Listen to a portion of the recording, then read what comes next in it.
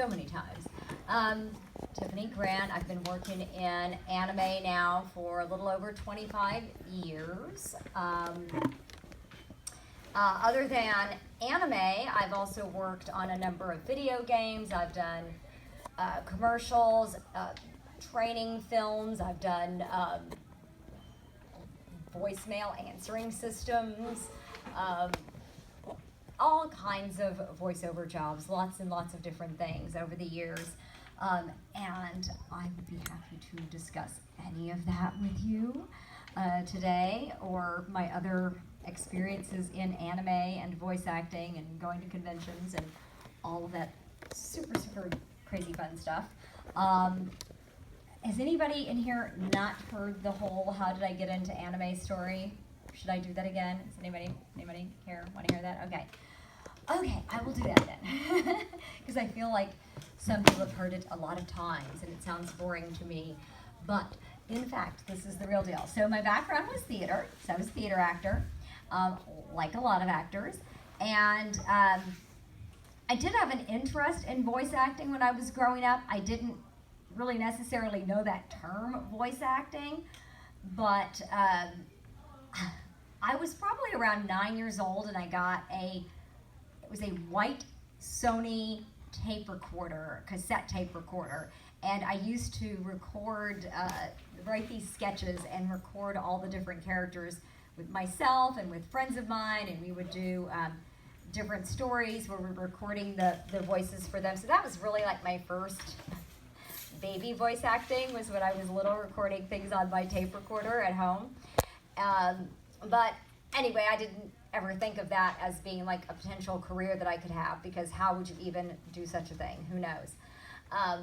Anyway, I just kept on doing theater throughout high school, college. I did community theater after that. So all of these things were completely non-paying acting jobs, but I did still love it very much. And one day in early 1994, I got a call from an old friend of mine from junior high, and he happened to know that there were these guys who had started up this small company in Houston where we all lived, and it was called, at the time, it was AD Vision, later ADV Films, but AD Vision, and they had started importing, actually John Ledford, one of the co-founders, he had been importing Japanese video games, and Matt Greenfield, in the meantime, he was the president of the biggest anime fan club in Houston, and they joined forces and they decided they were going to start importing anime, and they released a few shows that were subtitled, but then they were going to dub their very first show. They didn't know where to find actors, how do you find actors, they had never hired actors before, so they told all of their friends, anybody who knows any actors, tell them about our audition. And so that's what happened to me, when my friend knew them and knew about that audition, and then he also knew me, and he remembered that I was an actor, so he's like, I think I'll call Tiffany and see if she wants to do that. So he did, and I went down and did the audition, and I got hired right away. And so since I worked on the very first anime that was dubbed in Texas, I was immediately one of the most experienced anime voice actors in the whole state, because I'd done one show, which was one more than anybody else had done. So that was pretty fantastic. So naturally, when they came back later and they were going to dub their second show and their third show and everything, I was right at the top of the list to come in and audition for those things. And I was very fortunate with my timing that I happened to just kind of get in right on the ground floor of things. And I did not know that that would really turn into a career for me. I mean, definitely, I was an actor, and I knew that was my life. It had something to do with being an actor, but I didn't ever specifically know that most of my time would be spent voice acting, and even more specifically working in anime. So that was all a big surprise to me that it turned out that way. And then, from there, that led to all kinds of other things. And I don't really do theater anymore. The last theater I did was probably about 8 or 9 years ago. Theater is very time consuming, so haven't done really any theater in quite a while. But like I said, anytime you guys have questions about anything, any of this at all whatsoever, feel free to just chime right in. Yes, Frank. Did you have any like, cause ADV films or visual, as you called it, they were coming around 94, you said? Yeah, well, ADV actually, the company got started in August of 1992, and it was in February of 94 when they started to dub their first show. So that's around the same time Funimation started? Yeah, Funimation started right around 1994, and they soon after started dubbing Dragon Ball, but that was through a studio in Vancouver. They were using Ocean Studios in Vancouver for the first couple of years. Funimation wasn't dubbing in Texas, which they're up in the Dallas area. They weren't dubbing in Texas, I think, until about 1997. So, like, that being, like, that said, like, did you have any, like, in those days, like, when you were doing AVD films, were you ever in talks with Funimation for other roles with them, or was that just no? not? I mean, I didn't even know that Funimation existed. I mean, well, like I said, when they were first founded was sometime shortly after we had dubbed that first show in '94, but for the next 2 or 3 years, all of their stuff was being dubbed up in Canada. So I really wasn't aware of Funimation even existing until probably sometime around in the late 90s.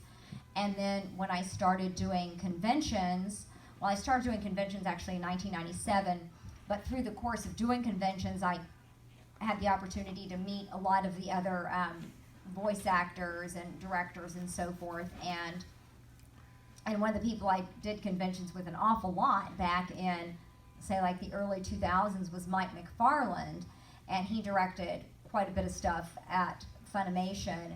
And so in 2004, he asked me to come up and do a couple of characters in Case Closed, and that was the first work that I did with Funimation. So that was 2004. So by the time I got up to Funimation, I'd already been doing it for 10 years. Yeah. Okay, so let's say that a casting director is considering 2 voice actors of pretty much the exact same skill, exact same, I guess, typecasting for a specific role. What would one voice actor do to stand out more than the other one if they're both completely evenly matched on just about every front? Okay, first thing I have to start with is your question. So what a casting director does is directs the casting. Casting directors don't ever pick actors who go into any parts ever. That's not what a casting director's job, it's literally right there in the title. They direct the casting. That said, I've never been involved on any anime that even used a casting director. So I think that some of the studios that are dubbing out in LA, I think they do sometimes use casting directors for some of their projects. But so getting that part out of the way, all you can really do, the only thing you have control over when you're auditioning, if it's for a voice role or on camera or anything else, is just your performance. You go in and you do the best that you possibly can. If you're auditioning in front of a director, if they give you direction, then the best thing to do would be able to take that direction and do what they want you to do with it. And that would be the case for any project that you're auditioning for. Now, a lot of the voice work that I audition for, I mean, the vast majority of it, it's me auditioning at my house and sending the audition via email. So that's what I do. So nobody is, there's no direction. It's just me using my best instincts. And on some jobs, they'll let you do more than one take. So that's always a benefit if it's possible for you to submit more than one take for a role. Yeah. But you can't get too caught up in it. Just you look at whatever materials you're given, a synopsis about the show, about the characters, description of this character is like this or like that, and you try to do your best interpretation of what it is you think that they want, and then you just have to let it go. I know it's easier said than done, but I mean, you really just do your very, very best with each audition and then you just let it go because you don't know. And I really do think that a lot of times directors don't necessarily know what they want until they hear it.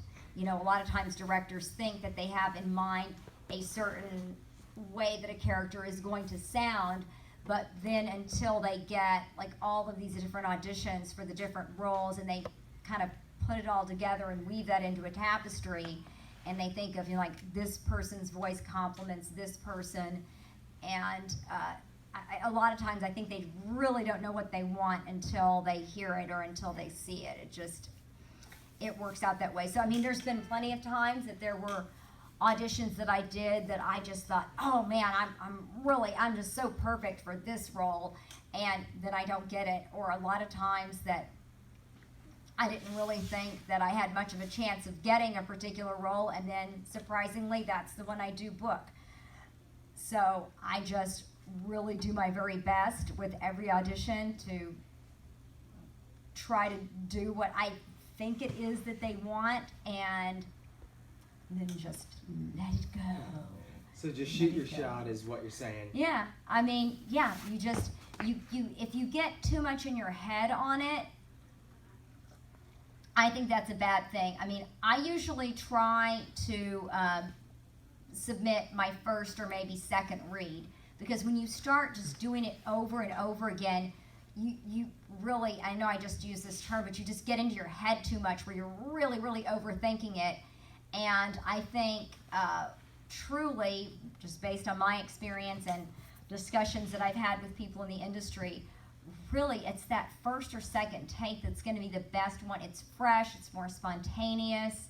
I mean, so unless you really like screwed up or, you know, got tongue-tied in the midst of reading it, but you really want that to be a good, fresh, spontaneous, lively take that isn't just too overdone, where you've just really overthought every single syllable and every single word that you're saying, and you know, just deliver it, just let it go. So that's how I feel about it, is you can't linger on it. Believe me, there are plenty of jobs that I audition for, and I think, oh my gosh, I really, really, really want this job, but you know, I have to move on and audition for the next thing and not get too hung up on it. So you can't be all things to all people, sadly. Anybody else have the questions about the acting and stuff? No? I actually do. Okay. Another one. Yeah, go ahead. What kind of warm-ups do you do before going up to the mic or before doing an audition or anything like that? It depends sometimes on how long I've been up in the morning. A lot of times, really, I just do like basic sort of like tongue twisters and stuff. That helps me out. I don't have like some really regimented routine of singing the scales or whatever. So everybody kind of has a thing that works for them. But a lot of times, I just, you know, kind of stretch my mouth out, and I'll do just some really cheesy tongue twister things like, you know, rubber baby buggy bumpers, and yep, we did that. Red leather, yellow leather, she sells seashells by the seashores. To sit in solemn silence on a dull dark. To sit in solemn silence on a dull dark dock. There we go. On a dull dark dock. Oh, I don't know that one. I'll use that one now. On a dull dark dock. Yeah, that one. To sit in solemn silence on a dull dark dock. Yeah, oh, I like screws that. Me up all yeah. the time. That's yeah, why I do it. There's rubber baby buggy bumpers, and of Yep. course then you try to keep saying it faster and faster and faster. Red leather, yellow leather, and unique New York, that's a good one. I mean, there's like a million different tongue twisters, but you know, that really kind of like loosens everything up. And one thing I do try to always do this is to read whatever the audition is, to try to, it depends, you know, on the circumstances, but generally I try to read it out loud before I'm doing the take that I'm going to record, because that's when you discover what things in the piece that you're about to read might turn out to be a tongue twister, because sometimes I read this stuff out loud and I think, wow, certainly no one else has ever read this out loud, because this is almost impossible to say. So yeah, that's part of it. You know, if there's any especially like a lot of the stuff that I audition for nowadays, some of it will be like medical terminology or some words that I'm not really used to saying, and so I just like will practice them over and over again to make sure I can say them Or worse, fluidly, you know. technobabble. Yeah, technobabble. Oh God, yes, I know. I did a like a training film thing about 10 years ago, and it was like my character was like an engineer, you know, like an oil technologies engineer. I don't know anything about that stuff, so I had to say, and it was on a teleprompter, and I was just reading it off this teleprompter. And this is after I've been hired for the job, and I'm actually like on the set doing the job, and the director's like, "And can you read that without your glasses?" I said, "No, I cannot." And they're like, "What if we make it bigger?" I said, "You cannot make it big enough. That doesn't exist. Not on your teleprompter. No, I can't read it." I was like, "This is my face." So, just had to work. They're anti-glare lenses, so we just had to work with like the exact angle. I have to hold my head, you know, to do the thing. But it's like, yeah, especially no, I did not memorize this 5 minutes of technobabble to read to you. So no, I'm reading that off the teleprompter right now. Yeah. What a thing to spring on me, right? Was not good. Anybody else with questions about the stuff? Yes, ma'am. What is your most favorite anime that you've voiced in? Wow, my most favorite anime that I voiced in. Oh my God, there are so many of them. Some of the ones for me that were like really favorite ones, and I have a lot. I have a lot of favorite ones, but ones where I got to play multiple characters, I really enjoyed, like Excel Saga. I got to play a lot of different characters in that. I mean, of course, I loved Asuka. You know, I got to speak German, so that was pretty cool. Anything I feel like where it's critters, or I got to do a lot of different characters. There was a show a few years ago called Deno Coil. I think it's like 3 or 4 years ago that one came out. I also worked on the scripts for that, but I loved Deno Coil so much, and I played a lot of different characters in that show. Hello Kitty's Animation Theater, and I played a lot of the different characters in that. Any critters and little boys, those are really fun, really fun characters to do, for sure. Yeah. What is Hello Kitty's Animation Theater? What is Hello? Well, I'm glad that you asked that. Thank you. Yes, Hello Kitty's Animation Theater. It was an anime that came out in 2004, and I was working out also as a script writer at the time, and I'm a big Hello Kitty fan. Okay, I've got on my Hello Kitty Asuka right now. And since I was a script writer and also a Hello Kitty fan, I got asked to do the scripts for that show.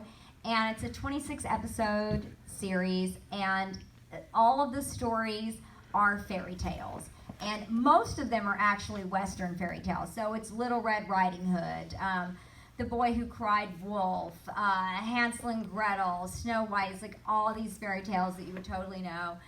And perhaps most disturbingly was The Little Match Girl, which was a story by Hans Christian Andersen, you know, and she ends up like dead in the snow at the end of the story. So that was Hello Kitty. It's like the episode ends with Hello Kitty dead in the snow. I'm like, oh, that's so disturbing.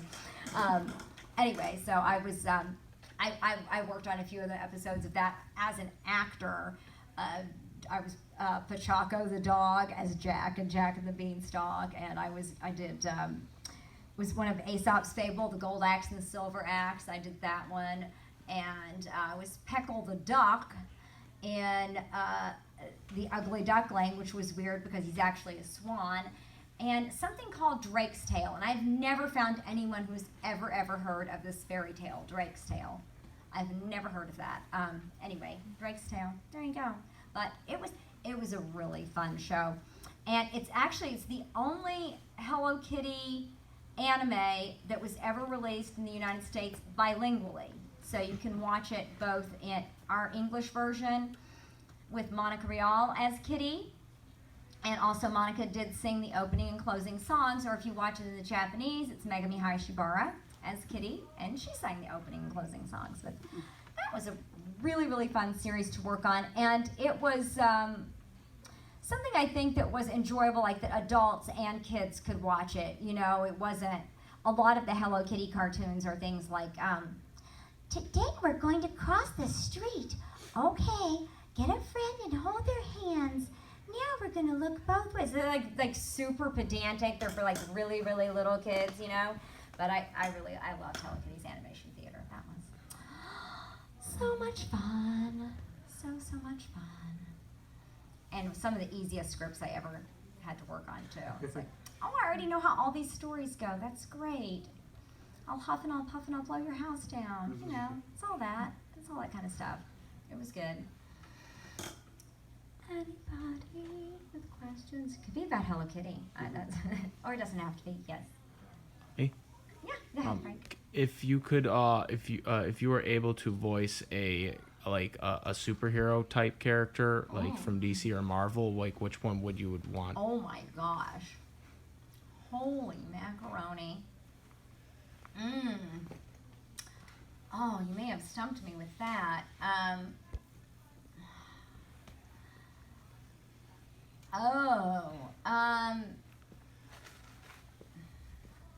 I don't know. I think like all the actors who play all of the roles right now, I mean, on the live action people are so awesome. I don't know. I've never thought about that because I never had the opportunity to really do it. I mean, when I was a kid, I used to love to watch, you know, the old 60s Batman show. I mean, I don't know, like, it's not exactly a superhero, but Catwoman, maybe. I mean, if there was ever some chance to voice, like, a cartoon Catwoman, that would be pretty awesome. I would like that. Not really a hero, but, yeah. I actually have another question regarding the industry. Sure. So, you know, what is voice acting like from a work-life balance perspective? Because I myself, I'm a race car driver, and I'm trying to go as far as I can with that, and kind of pursue the voice acting thing. I hate this term, as a side hustle kind of thing. Right. Yeah. So I'm just kind of curious how that plays out. You know, you got your Patrick Dempsey, who's got his own race team in France, and they compete in the 24-hour stuff. So I was just wondering. Well, that sounds exciting and also dangerous. I mean, for me, generally, most of my life is just auditioning. It's just auditioning all day long, and that's really it. And I think as far as like the percentage of time that I'm recording something that I'm actually being paid to do is about this much. Most of the time I'm recording, it's auditioning, and then a very small percentage of the time is me, oh, I got a job, and now I'm recording something that someone's paying me to do. So, I mean, it can take up as much of your time as you're willing or able to give it, but, I mean, you really have to give it a lot of time just because the percentage of the jobs that you're going to book out of what you're auditioning, it's always going to be a pretty small percentage, is the sad and unfortunate truth. But so yeah, as much time as you can possibly give it. You know, if you're only doing you know, a couple of auditions a day, your chances that you're going to book something, it's pretty low. So just feel like that this is like I'm married to my microphone and just auditioning all day long. Like that's pretty much my life is audition until I come to conventions, and then I'm here and doing fun convention stuff and not auditioning when I'm here and then feeling guilty because I'm not auditioning. You know, it's like that. Sometimes I get guilty whenever I'm not booking stuff at work. Yeah, I mean, I can't really relate to the racing car stuff because that's not a part of my life, racing cars. So I spend a zero amount of time doing that. That's not any percentage of the time of what I'm doing. But it's expensive. Yes, I would think so.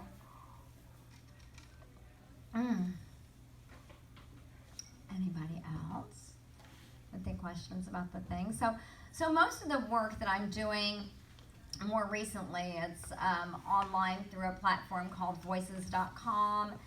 There's another very similar website, Voices123, and I'm sure there are other sites as well that are, legitimate portals for finding and booking voice work. So something that I really think is cool that I have the opportunity to do through that is that it gives me access to so many different kinds of jobs. So I'm auditioning for and working on a lot of different things. Like the project that I'm working on currently is a learning app for children. I really don't know what it's exactly going to be called yet, but I am a unicorn called Uniword, and it's the idea of the app is to help kids learn to read by helping them learn how to spell out words phonetically, how to pronounce the words phonetically. So that's what I'm doing right now, a children's learning app. Not the most fulfilling thing of my life, but it is what I am currently doing that someone's actually paying me for. So given that, I love it. It's great. But I work on, internet commercials, video games. I have one thing that I haven't done yet. That this is like it's been one of my goals for years. Is I would love to be the voice of a toy. That's very much on my bucket list. Is someday, hopefully in the near future, I will get to be the voice of a toy. I would love to do that. That's a goal. That's definitely a goal. But it's all on there. So there are, nowadays with the internet, there are a lot of opportunities for anybody who's looking to get into voice acting. A lot of opportunities for people to work on all sorts of different projects. Paying stuff or just even fan projects, connecting with people that are doing their own animation or visual novels or all kinds of stuff, podcasts, old-fashioned type radio play sorts of things, just a whole bunch of different stuff, really. It's all on the internet available for you now, which of course that stuff didn't really exist when I was first getting into anime 25 years ago. There wasn't so much of an internet at that time, and you had to know a guy and find out about an audition and go there in person, and the industry was certainly very, very different back then than it is now. Anybody have questions about anime or anything? Yeah. Would you be able to say something in Asuka's voice? Oh, Asuka? Sure. Hey, why the gloomy face? I'm the most popular girl in school. You should appreciate your good fortune. There you go. Asuka. Yeah, go ahead. Weird question. What is considering that Evangelion can get dark at points, what would be the most screwed up thing to replace one of your other voice characters with Asuka? Oh, wow. Probably any of the Hello Kitty stuff to replace with Asuka. That would be incredibly wrong and disturbing in so many ways. It did get very dark there at times. Some of the later episodes in Evangelion, and then of course in End of Evangelion, a lot of that got really, really dark. Really amazing to me how the show is targeted at a 14-year-old audience, because it definitely seems not appropriate for 14-year-olds, but Makes them think. yes, it does. That's the whole point of the show, to make you think. We need more of that. Mm-hmm. Yeah. Yes. Assuming Asuka's going to play a significant role in the final Rebuild movie, do you expect to be performing in it? To be honest, I know people don't like me to say this, but I really don't expect ever to play Asuka again. I feel like Kara, really Ano, the director Ano, I think he wanted to get rid of us all for some reason. You know, he redid our dub for Netflix, and I think if he didn't want us anymore for the series, I don't know why he would want us for the 4th movie. So I don't really expect to do it. I'm not saying that I don't want to do it. I'm just saying, being realistic, I don't, and also being realistic, I think we're all kidding ourselves if we really think it's coming out in 2020, because I just do not think that's ever going to happen. I mean, I don't. I just really don't. I think that's all a fantasy. But that's just my opinion. But yeah. I guess favorite moment for you voice acting. Oh goodness, favorite moment. Wow.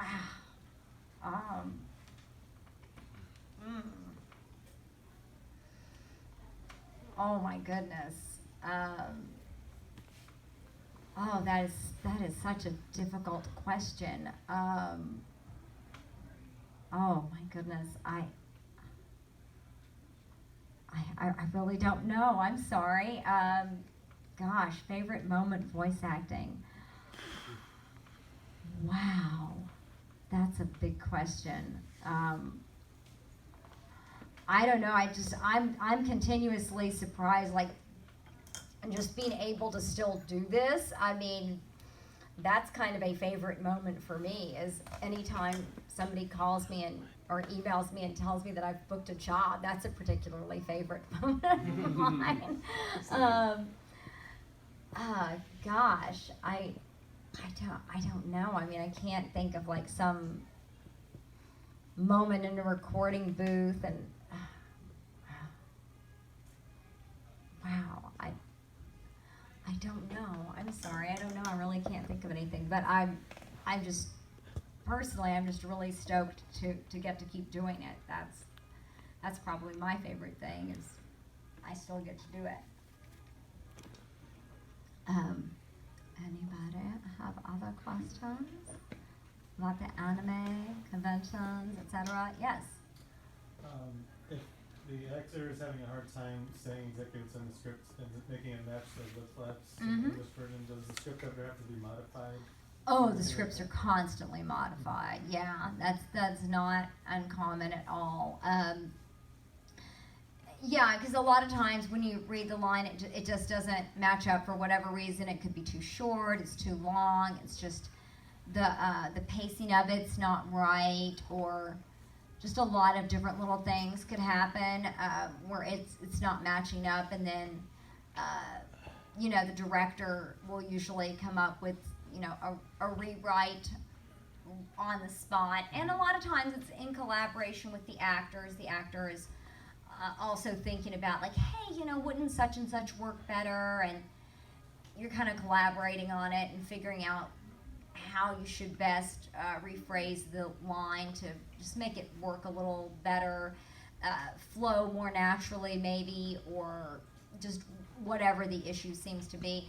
And then sometimes you might, like we might notice in the booth, like, oh, there was actually a little pause there in the middle of that line, and the way it's written right now, the pause, you know, is not going in the right place. So there's a lot of reasons that you might need to rewrite it, but yes, it happens very frequently.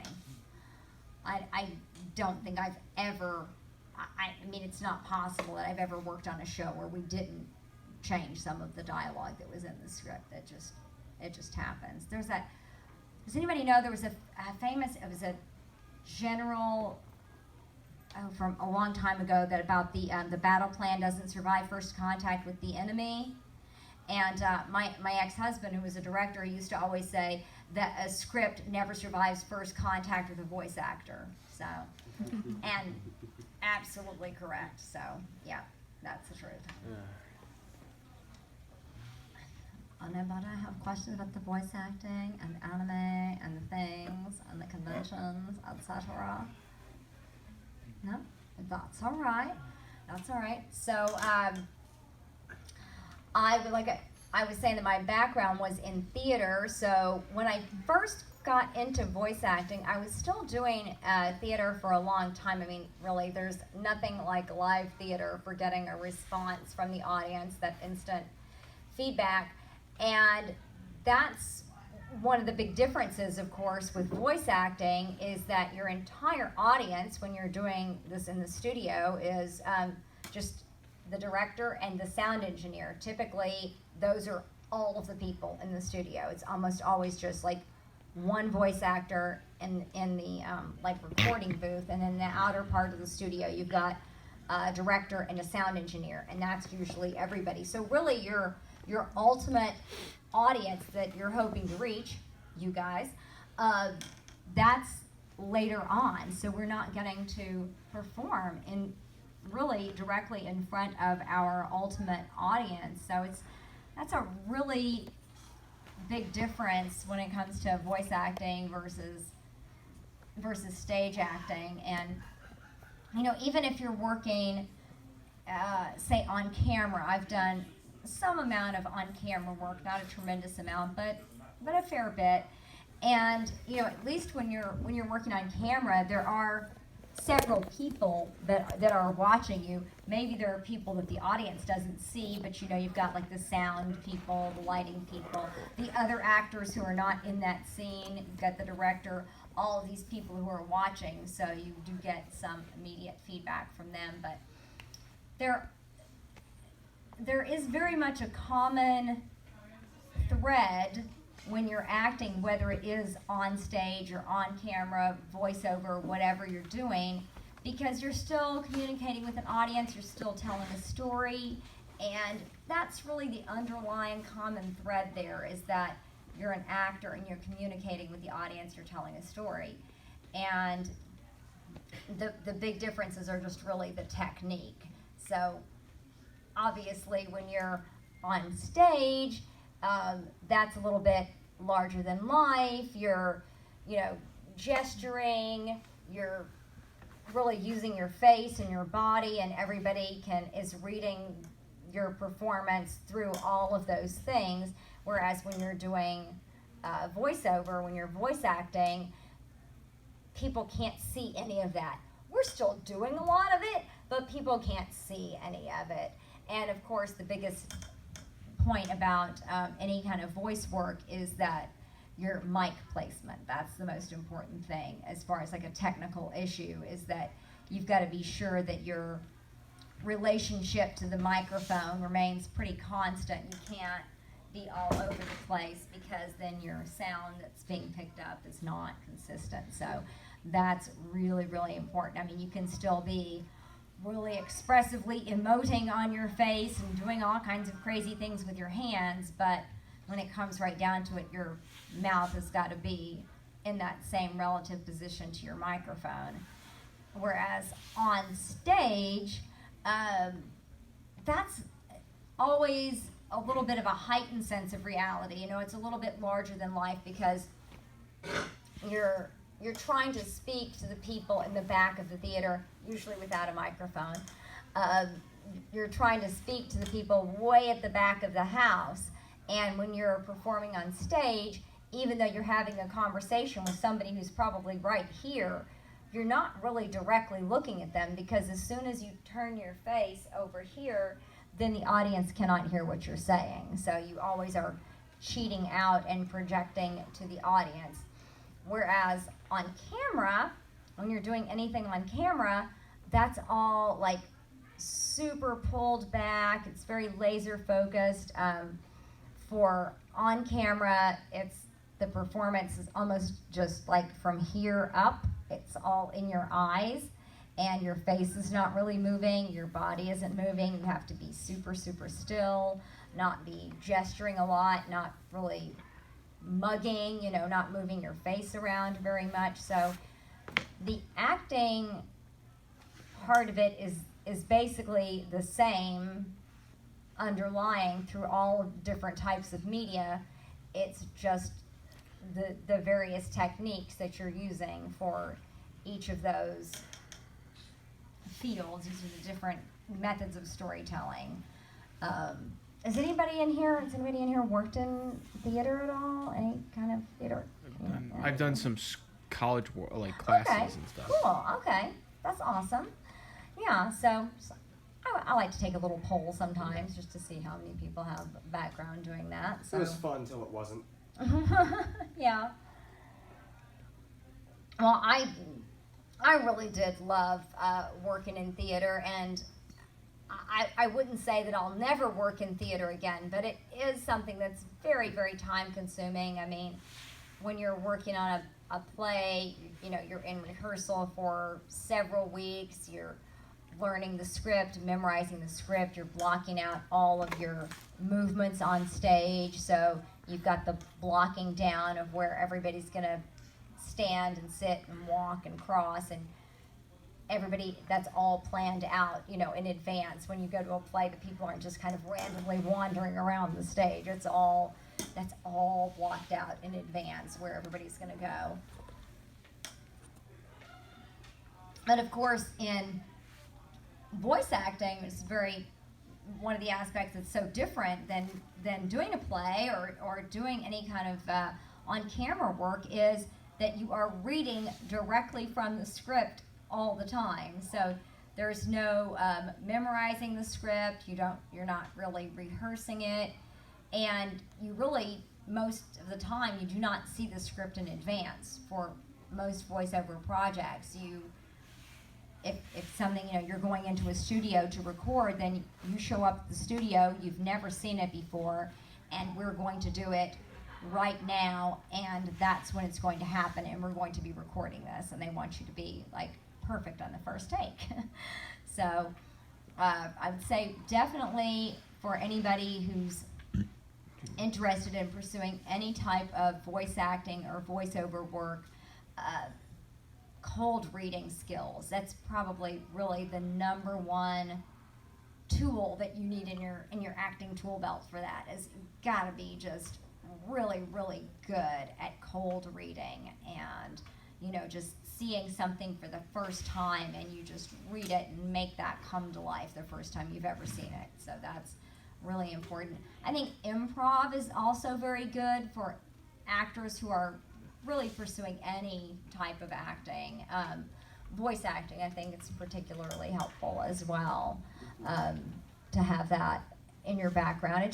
It makes you more willing to be decisive and to take chances and to, you know, just kind of go with your gut and do what you're doing right now. Because, I mean, look, when you're doing theater and you're rehearsing something for weeks and weeks and you've put all this thought into the character's background and her motivations and what she's thinking about and what she wants to do in the future, yeah, you don't have time to do any of that if you're doing voice work, because it's all going to happen right now.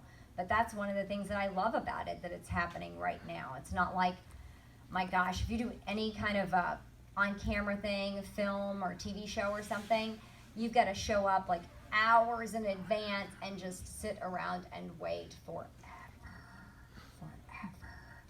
And yeah, voice acting, no, you show up, it's happening, boom, right now. Right now is when we're doing it. So I love that immediacy of that particular art form, genre, what have you.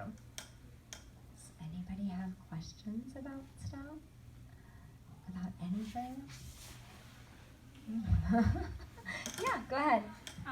Do you ever worry about consistency, like being able to do the same voice like over and over again, but over like the span of time kind of thing? Yes, that is such a good question, actually. That is super, super important to make sure that the voice is consistent, particularly if there are large gaps of time in between when you're doing something. So it's really, really common that if you go in and record on something and you haven't worked on it for weeks or months or maybe years, they'll have a sample from that character that you've done before, so you can be sure that you're vocally matching that character, especially if it's supposed to be the same character in the same period of time, as opposed to like, oh, the character's really 20 years older now or something. But yeah, it's really, really important to make sure that that you're in that same zone with the character. And it's something that that directors usually are checking constantly, like to make sure when you get to the end of the episode that you sound the same as what you did at the beginning of the episode. You're like, oh no, your character sounds much older now. At the gotta make that sound younger. So yeah, consistency is really, really important. I always point out, Nancy Cartwright now has been voicing Bart Simpson for over 30 years, and she's still able to do that same voice. Imagine how many real 10-year-old boys they would have gone through in all that time if they had actually had a kid voicing the role. Like, no, that does not work. That doesn't work. Anybody have other questions? Yeah, go ahead. Have you ever been contacted about a job and had it fall through, and how often does that happen? Yeah, that has happened several times. Last year there was this job, and I really, really thought I had it. It was for an online, it was a show on YouTube, and I think it was already going already, and they were looking for someone to replace, and it was like a puppet show. So there were two different characters, and I was supposed to be, was potentially going to be both of these characters in this puppet thing, and I just so thought I had it. I did 2 or 3 rounds of auditions for it, and then it fell through, and it didn't. I think that the project still went forward, but I did not get it, and that was super disappointing. But yeah, rather famously back in, I believe, 2007. Yeah, I think it was late 2007 when we recorded it. But at ADV, they actually originally had the rights for Gurren Lagann, and I was the lead character in that. I was Yoko, and we recorded the first 5 episodes, and that January 2008, we screened the first 3 episodes for a fairly large crowd at OhioCon. Well, pretty soon after that, there was a big crash and burn at ADV, and they ended up losing the rights, and so our 5 episodes that we did, and the DVDs were printed, copied, in the shrink wrap, ready to ship to stores. Actually to the point that there were some DVDs that were sent out as screeners, and you can actually watch it online. It did get leaked. It's on the internet right now. But yeah, that was a job that we actually did the first 5 episodes, and then it went away, and that was quite disappointing. Quite disappointing. But yeah, I would say it doesn't really happen that often, but it certainly does happen that there are jobs that I've either been booked on or thought I was going to be booked on, and then they didn't happen. So really disappointing.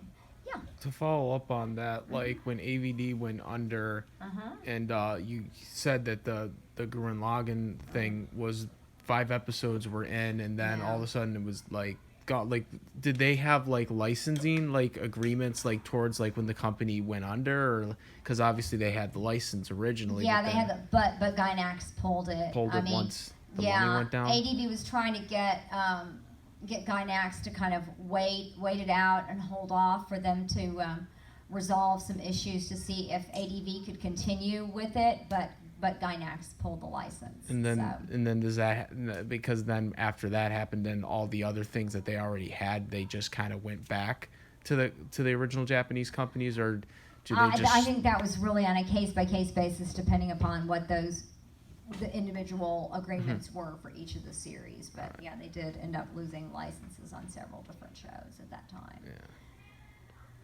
Oh yeah, that's so disappointing. There was I don't know, if they have Bluebell ice cream up here. I had gotten cast in a, and this was on camera, I'd gotten cast in a Bluebell TV commercial probably about 10 years ago. And I was actually cast in the commercial. I got the job, and then they ended up canceling the whole ad campaign. They never shot. There was like 3 or 4 commercials they were going to shoot, and they ended up scrapping the whole thing, and they never did it. I was like, oh, that was so disappointing. Not that I'm a huge fan of doing on-camera work, but I was like, I had like a lead role in the commercial, and I was going to get paid a sizable sum of money for it. So that was disappointing.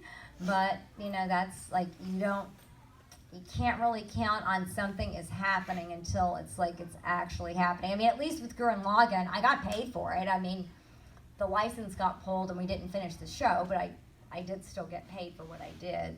So Did those get still released? counts. Because you said they were going into stores too. Those 5 episodes, like. Oh did yeah, they- I mean, all the DVDs that were going to be shipped, they all got destroyed. They all but got destroyed, but the screeners, because it was right on the verge of shipping out. So there were screeners that did get sent out, and as I say, it is online. It's out there. Somebody put a link to that on my Facebook group not too long ago. So yeah, it's out there. It's out there. We did it. And then it went away. So that's, that's what happens. I mean, I never imagined in a million years that the original Ava TV series was going to be redone. I could have never guessed it. I mean, yeah, I knew there was always going to be like new versions of Evangelion going into the future. I mean, I figured they're going to be making new versions of it, until the end of time. So yeah, I knew at some point in the future there would be somebody else playing Asuka in English. Of course, I knew that, but I didn't think ever that they were going to go back and redo the show, like redo the exact same show that we had already done. It still blows me away. It's still just absolutely baffling to me that happened, but it did. So I mean, any of it can go away at any time. Is there one last quick question, and then we will be done, and I will go back downstairs to my table, and you can come talk to me there. Anybody? Yeah. Yeah. Yesterday you had made some mention about how you had to make some different changes to different scripts so that they could be properly portrayed in English. Right. Basically, bring in the English equivalent of Right. whatever it is. Well, with how often anime likes to have at least 1 or 2 episodes in any series where there's some sort of festival, and we do not have anything even remotely like that. Yeah, to I mean, a degree yeah. over here. How does Wow, that's a how good is question. Yeah, I mean, anytime it's something like that, I mean, that's so very Japanese. That's so caught up in the whole like Japanese culture, having the various festivals that they celebrate. And I mean, it's all animated. It's all there, so you can't make it not be about the spring festival or whatever it is. I mean, the closest we have is like summer barbecues, egg hunts during spring, yeah. stuff like that. There isn't a whole lot comparable Yeah, to it. I mean, I get what you're saying, but the thing is, like, usually that's like the whole episode is about the festival. So, I mean, there's not really any room to really visually change there's that. not anything that you can.